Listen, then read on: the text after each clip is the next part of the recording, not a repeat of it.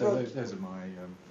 I'll pick each of those up, Peter, actually, if that's okay. First of all, implementation. I absolutely take the point about roster options, and I can reassure the board that the implementation project team is in place. It's been in place since just after the beginning of the consultation. And in fact, proposals on the way we should implement this have already been shared with staff side, really at a fairly early stage in the consultation process.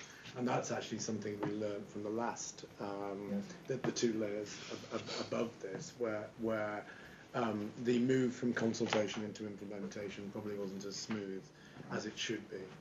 So one of the things we're doing is setting up a partnership group that's between the implementation project team and our staff side colleagues, so that staff representatives have visibility and some say in how we go through the fairly tricky and important process of selection and appointment, because there are two big groups of people here who are going into three different roles.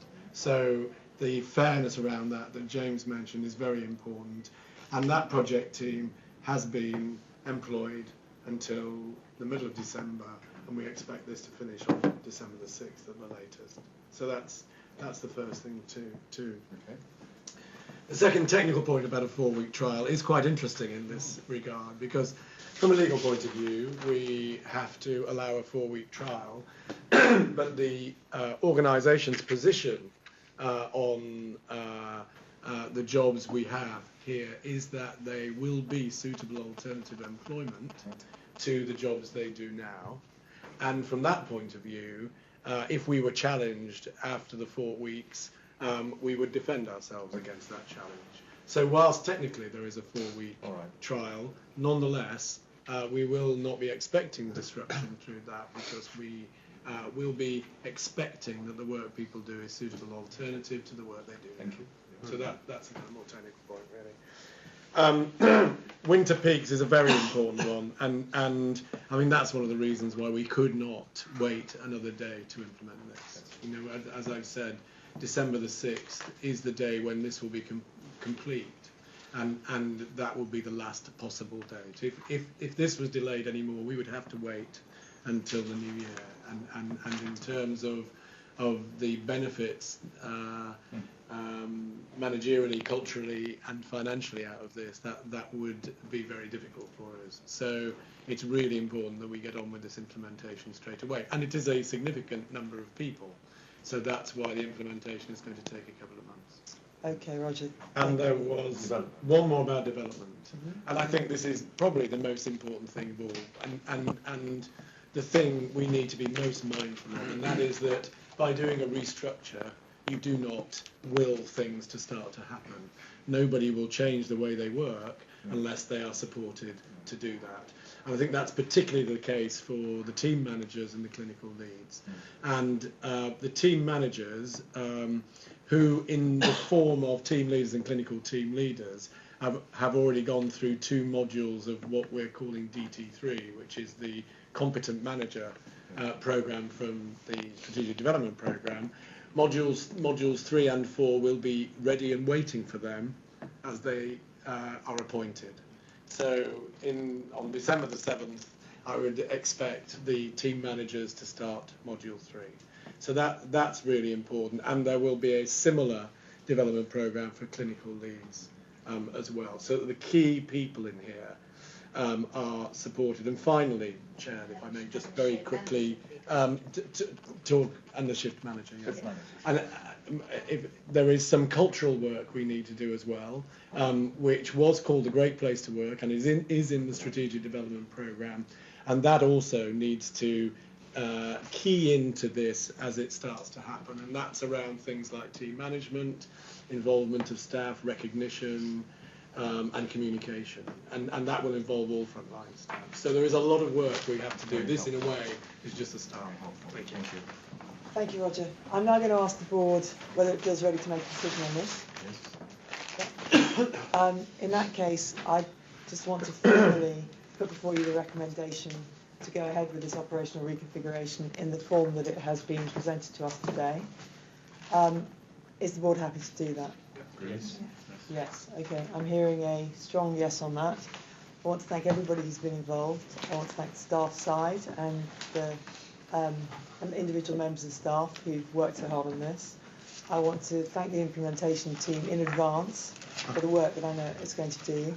And I want to commit on behalf of the board to continue to support this and to look carefully at the review that we've been promised to see how this works out in practice. Thank you very much. Okay, let's then move straight on, because we're slightly behind, into the governance and compliance section of the agenda. Looking first at Trevor Smith, who's going to talk about the trust seal.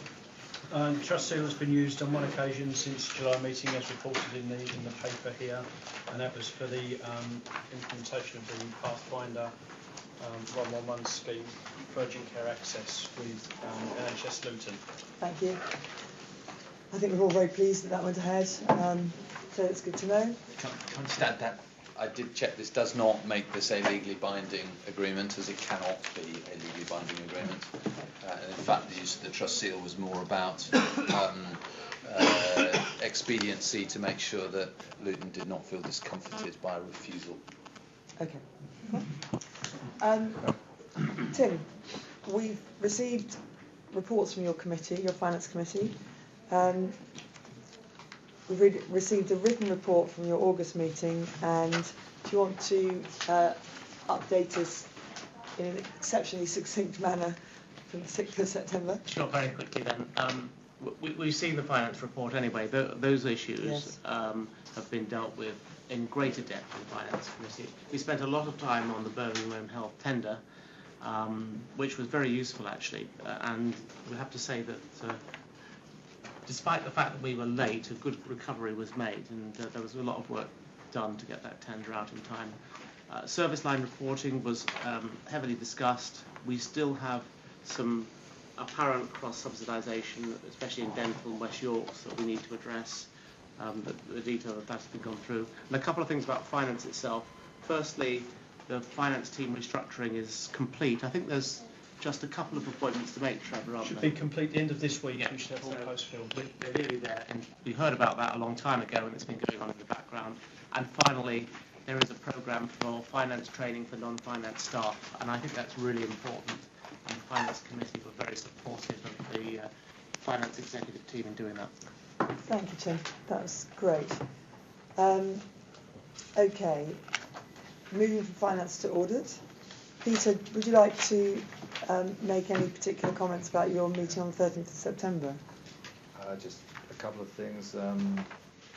We've made a few adjustments to the internal auditor's programme of work, including clinical governance issues, which particularly Sue wanted to add in, so those have been added in. We are making sure that all the previous internal audit reports and recommendations are properly closed down. So we're making sure that we have a conclusion to those.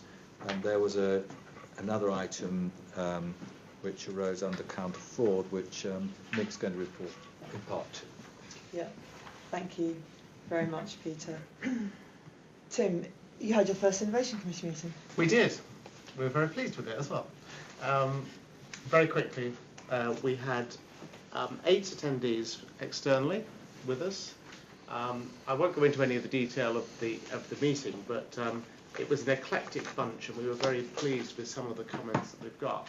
I think we've got 2 issues to pick up and deal with. Firstly, there was an appetite for something to happen with the attendees before the next planned Innovation Committee meeting, which is in March next year. So we've got to get our thinking caps on to do something else.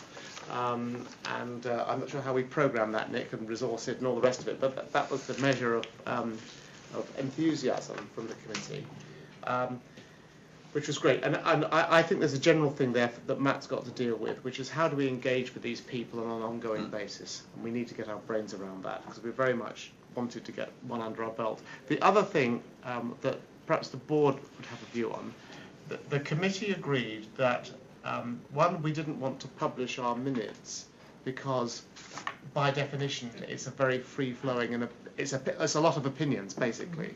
But we did want to put a summary on the website so that people know that we're doing this, and and that was agreed by all the external speakers. So we need to think about how we summarise and say something about what we're doing and get it on the website. So, and I think the piece for the board here is we decided this was an open and transparent meeting, but not all the details should be published because a lot of it was opinions, and I hope the board will support that. That sounds sensible. Perhaps it might be possible to put some of the presentation material online. Yes, maybe it will be possible. Certainly the stuff that we showed we can put online. Great. Okay, thank you very much. That's good. Then I think the last of our committee reports is from Sue on clinical governance, which met earlier today. It did, met earlier today. We had a lively meeting as usual. Key areas that we covered. We received a report about the Take Care Now report from the CQC, which sets out requirements for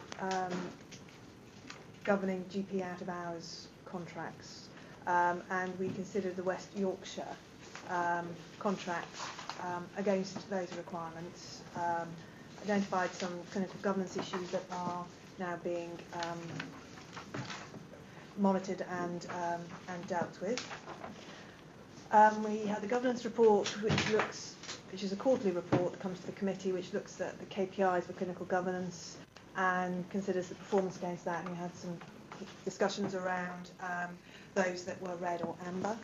Specifically, core reviews was one of the issues covered, and mandatory clinical training was also covered.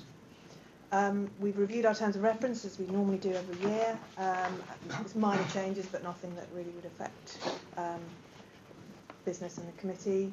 And we're advised of claims and national incidents for review in a normal way.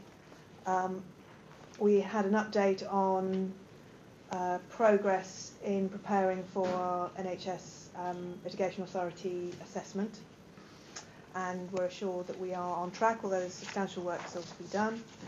And we received an annual Safeguarding Children's report. We will be receiving a second one in December because the Munro report has not yet been published, and we will need to update that annual Safeguarding report to take into account any recommendations that are in that report. And then finally we received the first service quality review on the own health, so that's Birmingham and Nottingham. A lively debate, some recommendations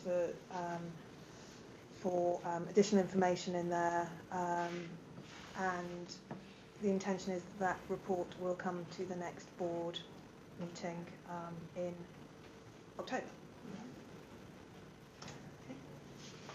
Thank you very much, Sue. That's great. I'm assuming that we don't have any questions about the workings of the committees. I'm sure anything that's not a burning issue can be addressed privately to the committee chairs. Okay, thank you. The next thing we have is a formal review of whistleblowing or incidents under the whistleblowing policy. Roger, I think your short paper was very clear. Is there anything else you want to? No, this is the first report that we agreed should come to the board as a result of our action plan from the Francis report.